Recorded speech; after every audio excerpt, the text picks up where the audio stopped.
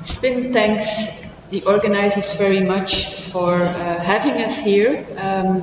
Professor El Gamal, I know him since years in the context of the Skin Inflammation and Psoriasis International Network, and I will show you what SPIN is about and why it is important that we travel and that we meet and that we exchange experiences, especially in psoriasis, but also in other inflammatory skin disorders. So my name is indeed Jo Lambert. I come from this nice medieval city of Ghent in Belgium, and I am a full professor there in academia, and I have a dedicated psoriasis clinic, and I hope to show you how we work. But first of all, SPIN. So SPIN is part of the Fondation René Touraine, located in Paris, but it's an international foundation, and we want to go together for better skincare, as you see here. And we exist since 2004.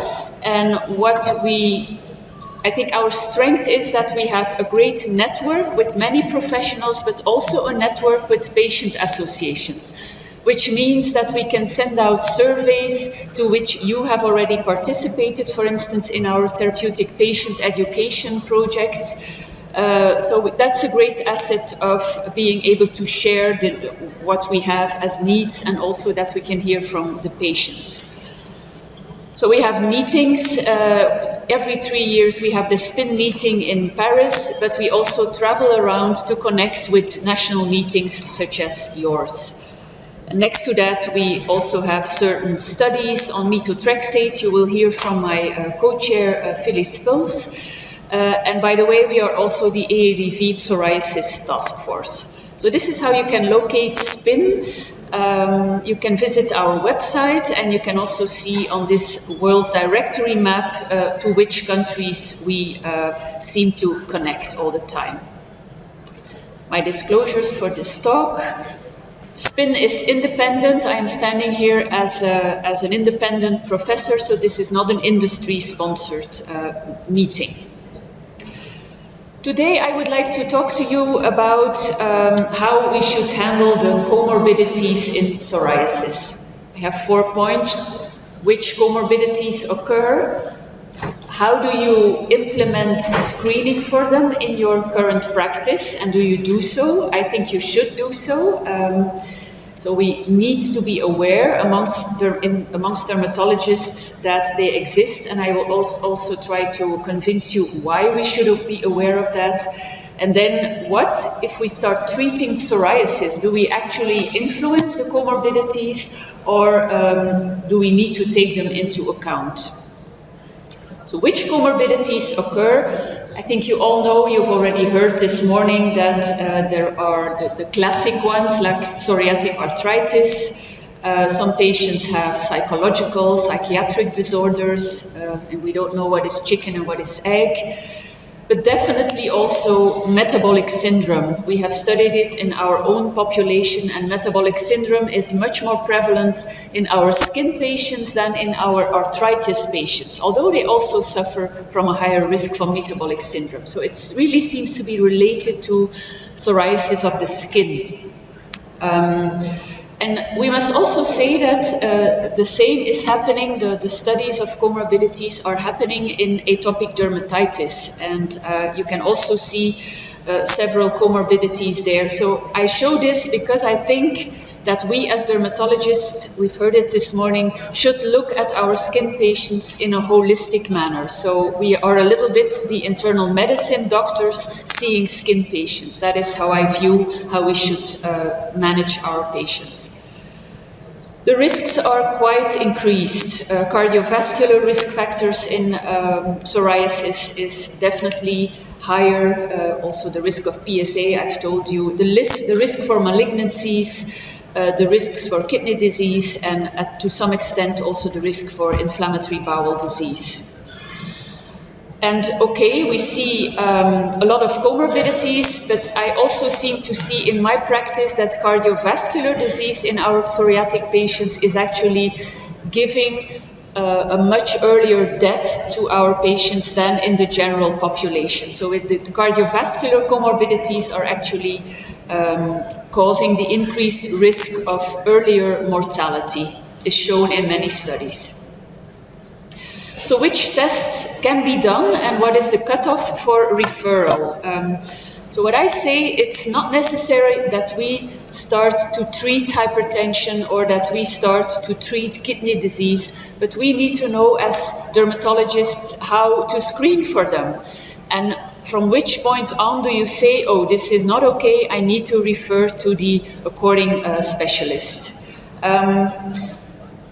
If you only see a patient for 10 minutes, I think you can never have all the information on your patient to screen for all the comorbidities. So this is why in Ghent we have set up a psoriasis clinic, and we have a kind of multi-leveled approach that we also published, and we call it our Pso Plus consultation, because we think it's an added value to our psoriatic patients. I will come back to how we work.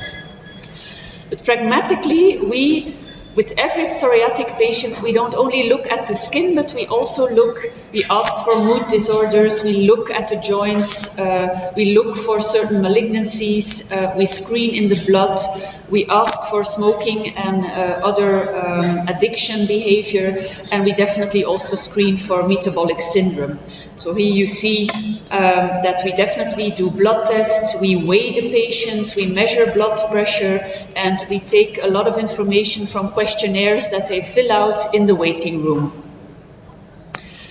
And this is only the beginning of our list, because if I show you everything, it would be much too much information. I think you all know that if you screen for hypertension, there are cutoffs. So a systolic pressure above 140 and a diastolic above 80 should make you refer to the GP or to a cardiologist to be able to treat. For diabetes, we have also set some cutoffs. For dyslipidemia, for PSA, we have a kind of cutoff or a trigger upon which we refer, but also for many of the other diseases. Like for depression, we use a questionnaire, the HATS Depression and Anxiety Scale, so that we look at the patient in a holistic manner, and we are triggered to refer them.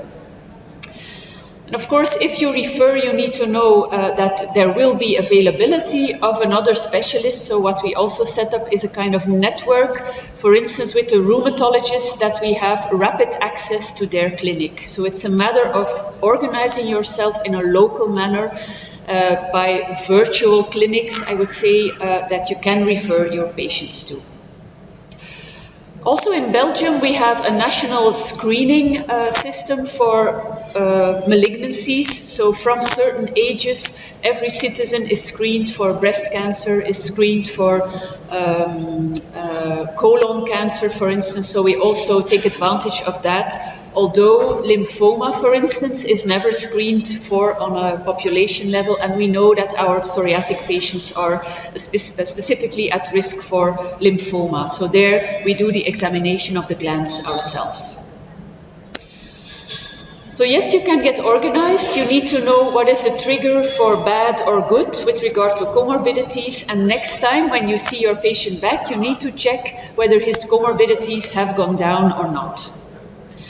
So should we be aware as a dermatologist of the comorbidities? Yes, we need to know in order to start the right treatment is a good reason, because we know that certain drugs for psoriasis cannot be given in any comorbidity.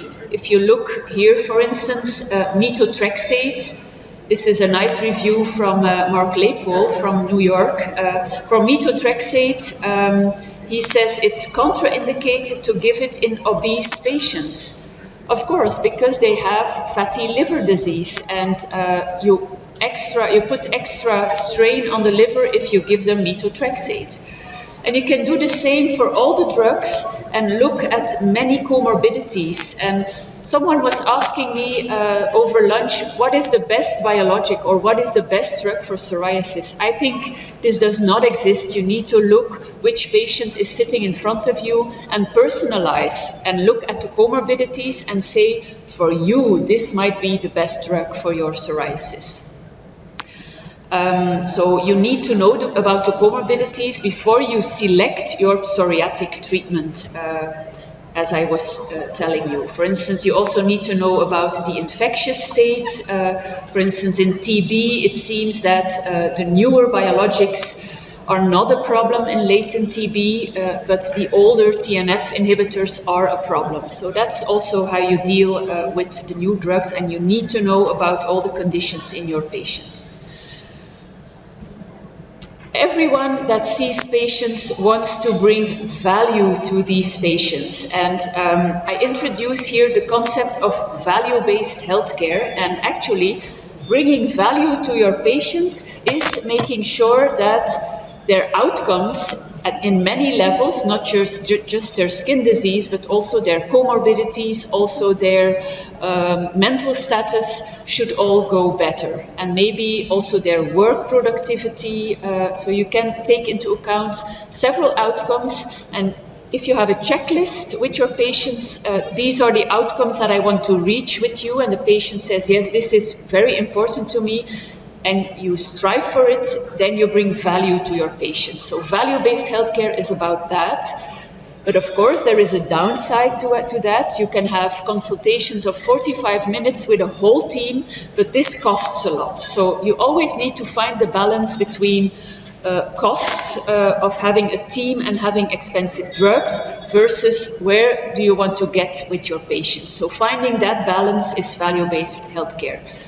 And in value-based healthcare, you don't just look at the skin, but you look at the whole patient, and you look at the patients over a long time, not just per consultation, but you look also in between, how good does he go, and after 1 year, where are we with regard to being happy and with regards to the comorbidities. So you look at the full cycle of care.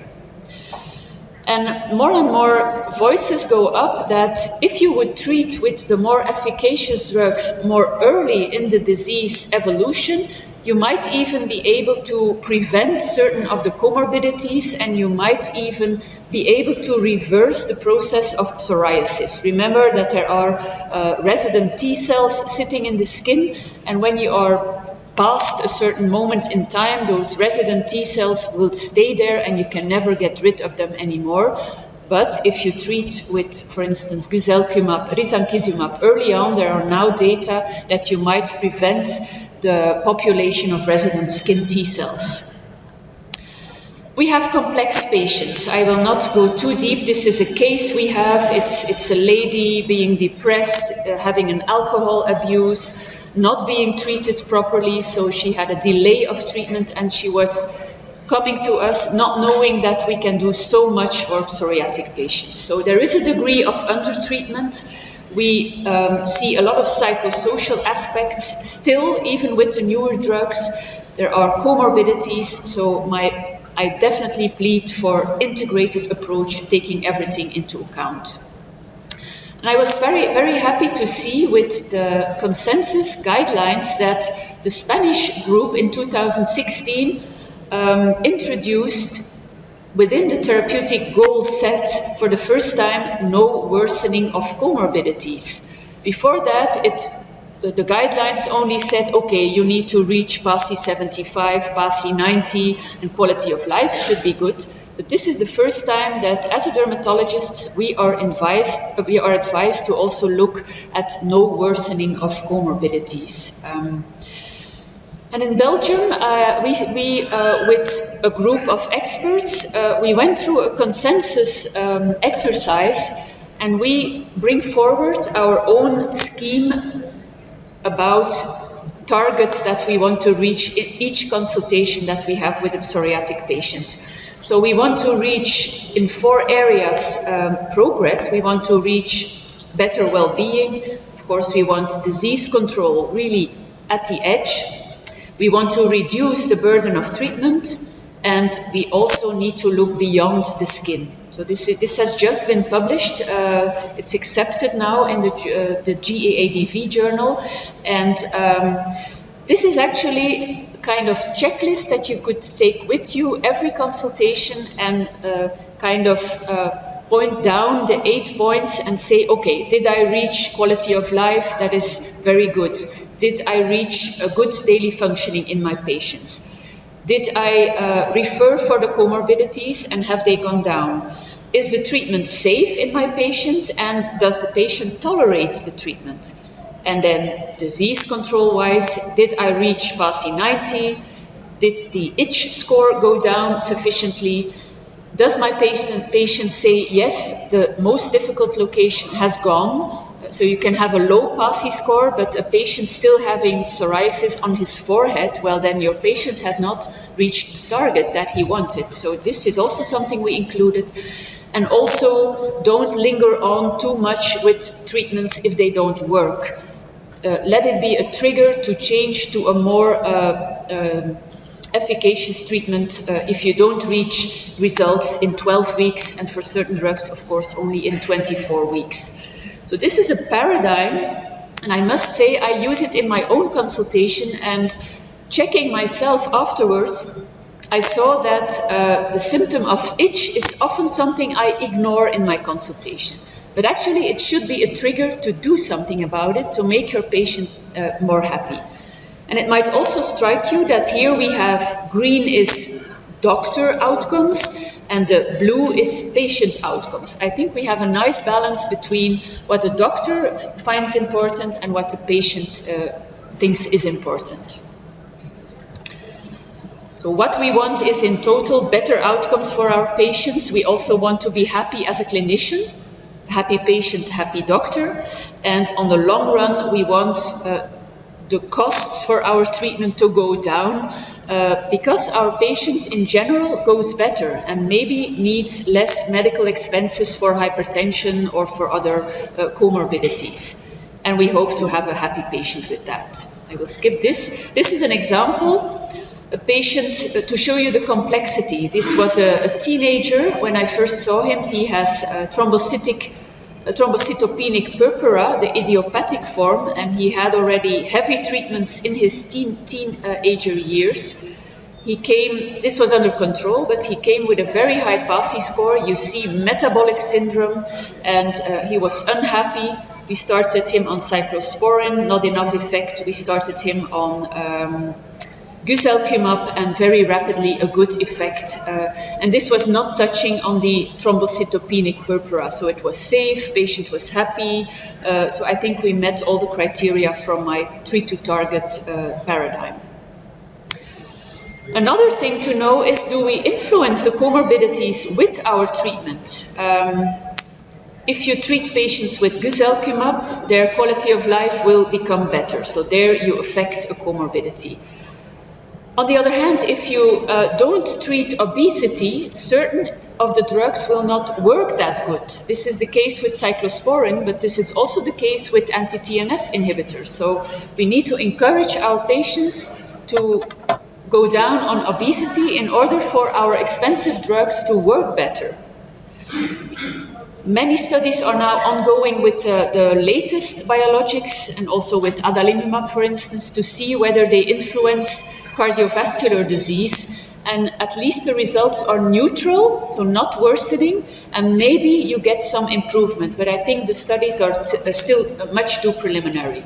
So you have treatments, studies with secukinumab, studies with ustekinumab may transiently reduce vascular inflammation. You also have it with secukinumab with the same results, but you see that the studies are very short term, week 12. I mean, I think this is something you need to look at for many years. Then I come to the end of my talk. I hope I have convinced you that you won't forget to talk about the comorbidities with your patient. Take time for that. It can also be a nurse asking about the comorbidities. So think about how you structure your consultation around this topic. And if you influence the comorbidities, you might even get better treatment results and better health expectations on the long run. Think about the value-based healthcare. and in the end you might feel more satisfied as a doctor. And I think I stayed within time. This is our university hospital in Ghent. Thank you very much.